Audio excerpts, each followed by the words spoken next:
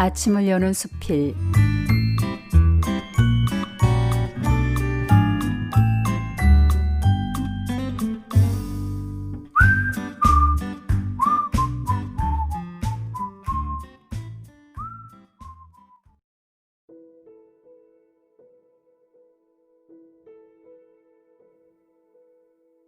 검댕이. 이은희. 검댕이가 긴 여행을 떠났다. 먹보인 녀석이 좋아하는 젤리도 마다하고 어디론가 사라지고 덩그러니 보금자리만 남았다. 그런데 나는 놀라지도 슬프지도 않다. 가족들은 두 눈에 쌍불을 켜고 그를 찾느라고 야단이다. 그러나 베란다와 온 방을 구석구석 찾아보아도 녀석은 나타나질 않는다. 검댕이는 우리 집에서 키우는 사슴벌레의 애칭이다. 유난히 검고 두 개의 집게가 커서 붙인 이름이다. 이 녀석이 우리 집에 오기까지엔 할머니의 영웅담이 한몫했다. 어느 날이었다. 할머니와 손자가 나를 따돌리고 뭔가 작전을 수행하려는 눈치였다. 아이가 난데없이 사슴벌레에 관해 연구하려는 것도 무슨 꿍꿍이 속이 있는 것 같았다. 나 몰래 아빠에게 용돈도 얻어내는 것 같았다. 그리고 그날 벌어진 일을 할머니가 가족들에게 영웅담처럼 풀어놓으셨다. 도시에서는 흔하지 않은 곤충인지라 부르는 게 값이었다. 검댕이 한 마리의 가격은 15,000원인데 아이의 주머니엔 13,000원밖에 없었다. 문방구 주인은 모자라는 2,000원을 가져오라고 했다. 하지만 검댕이를 빨리 갖고 싶어 주춤거리는 아이에게 그는 유혹의 손길을 내밀었다. 뽑기를 하면 15,000원이 나올 수 있다는 말에 아이는 기가 쏠깃하여 순순히 빠져들어갔고 결국 가지고 있던 돈마저 몽땅 뽑기 기구한테 빼앗겨 빈손이 되고 말았다. 그 다음 상황은 보지 않아도 그림이다. 아이는 눈물 콧물이 범벅이 되어 내 돈을 내놓으라고 생떼를 쓰며 대성통곡을 하였을 것이다. 손자의 얘기를 들은 할머니는 눈썹이 날리도록 문방구로 달려갔고 문방구 주인을 사행심을 조장했다고 협박 반 애걸 반으로 모자란 돈 2,000원으로 타협을 보았다. 제일 작은 검댕이를 골라주려고 하는 그의 손을 제치고 제일 큰 놈으로 고른 손자와 할머니는 숭정고를 올리며 개선 장군처럼 돌아왔다. 용감무쌍한 할머니다. 덕분에 아이도 쓰라린 인생 경험을 했고 추억의 탑에 돌 하나를 더 얹은 셈이다. 웬만한 애완 곤충은 우리 집을 거쳐가지 않은 것이 없을 정도였다. 아이는 그들을 데려온 일주일은 호기심으로 밥도 제때 챙겨주며 지나칠 정도로 깊은 관심을 두었다. 그러나 그것도 잠시일 뿐 시간이 흐를수록 거들떠 보지도 않아 그들의 뒤처리는 할머니의 몫이 되곤 했다.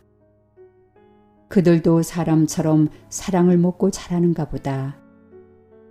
사람도 사랑이 부족하면 거칠어지고 생기가 없어지듯 그들도 기운을 잃은 듯 얼마 가질 못해 마침내 죽는 경우도 생겼다.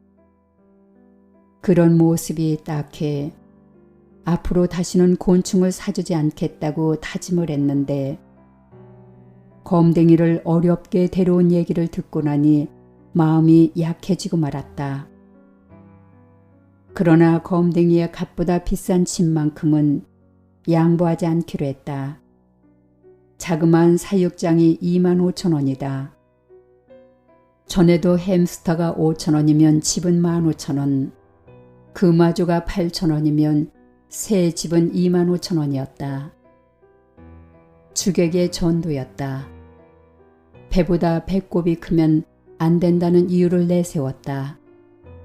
처음에는 고집을 부리던 남편과 아이도 못 이기겠다는 듯 네모난 석쇠를 사다가 구슬땀을 흘리며 녀석의 보금자리를 만들어 주었다.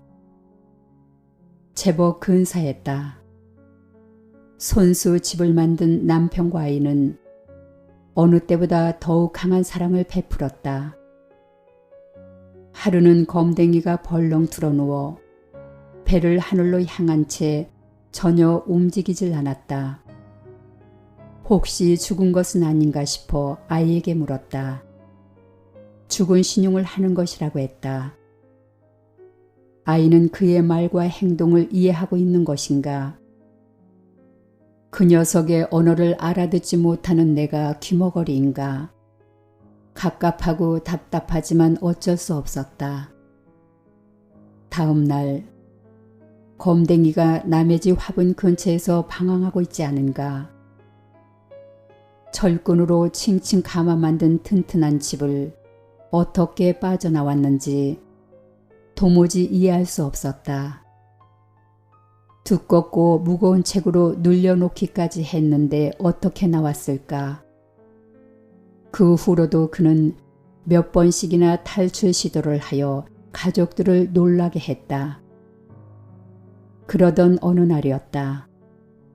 검댕이의 등이 여기저기 갈라져 상처 투성이인 것이 눈에 띄었다.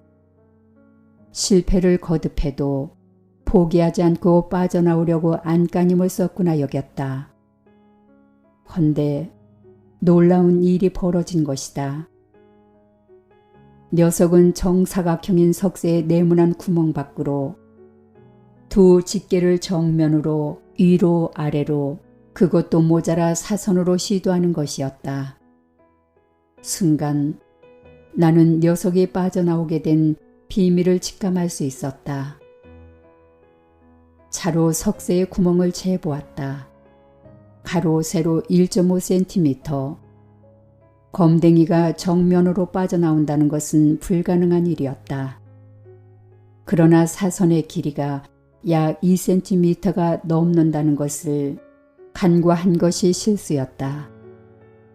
아주 간단한 진리를 소홀히 다룬 것이다. 그는 우리가 놓친 맘모금의 길이를 발견한 것이다. 겁도 없이 탈출하려는 검댕이를 보며 문득 내 모습이 겹쳐졌다. 신혼 시절 가난한 촌부의 아내는 오직 하나 욕심의 그릇을 채우기에 하루를 살았다. 새빵살이를 벗어나기 위한 알뜰함은 이내 작은 평수에 내 집을 얻을 수 있었다. 거기까지는 좋았다. 그러나 헛된 욕심은 더 큰 것을 바라고 숫자를 헤아리며 여러 해를 보태었다. 거치장을 위한 삶으로 내 머릿속엔 상상의 기와집은 수없이 그려졌다. 또한 직장에선 한 계단 더 높은 직급을 위하여 모든 상황을 내게 유리한 쪽으로 고민해 갔다. 늘 내 주변의 것들은 경쟁 대상이었다. 그렇게 열을 채우기 위한 욕망의 불꽃은 사그라지지를 않았다. 욕망의 한 부분을 고속질주로 이루어낸 어느 날 원인 모를 병에 걸린 듯 가슴 아파했다. 모든 것이 제자리에 있건만 이유 없이 허전하며 신혈을 앓듯 갈피를 잡지 못하였다. 내가 원했던 삶이 이런 것이었던가. 물질 만능 위주의 사회에 물든 내 모습, 순수 감성이라곤 손톱만큼도 없는 사람으로 변해 있었다.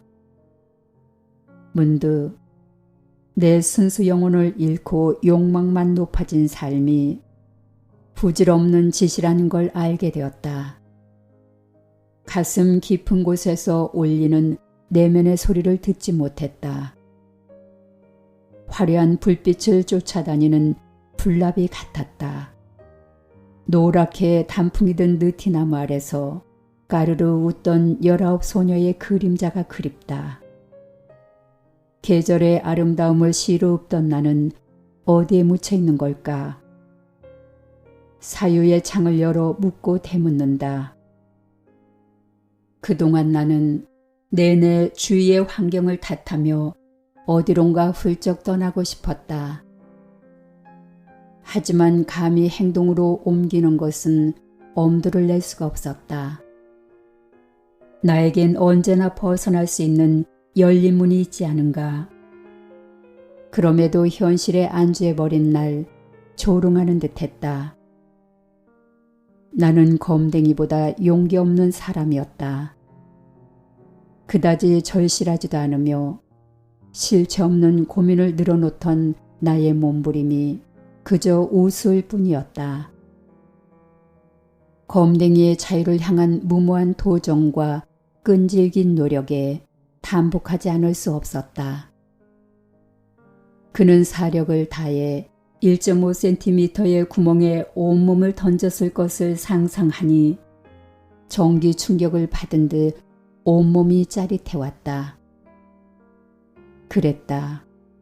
나의 삶은 소극적이고 수동적이었다. 인생살이에서 겉으로 드러난 것만 볼 줄 알았다. 비껴보고 누워볼 수 있는 삶을 몰랐다.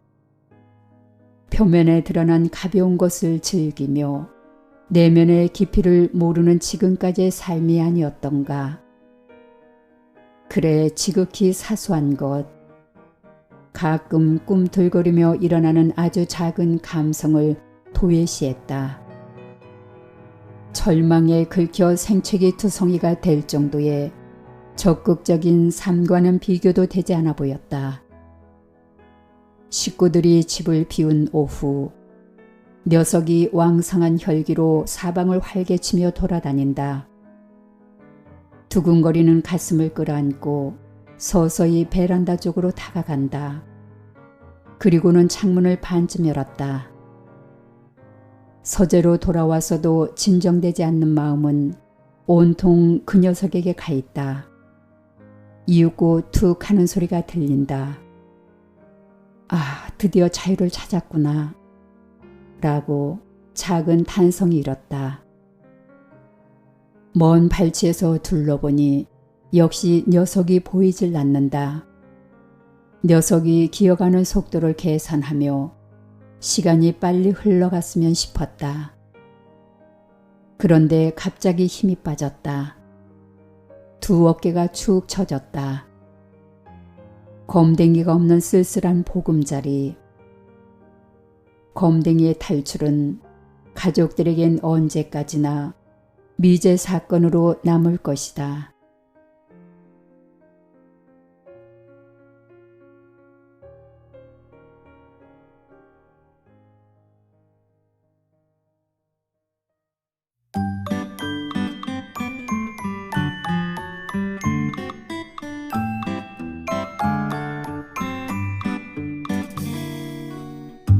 한국수필의 플랫폼 한국수필 채널에서는 아침을 여는 수필 시리즈를 통해 작품을 소개하고 있습니다. 김철호 이명옥 수필가가 진행하는 본 프로그램에 자신의 작품을 소개하고 싶은 분은 작품과 연락처 프로필 등을 이메일 kc0377@neit.com으로 보내주시기 바랍니다.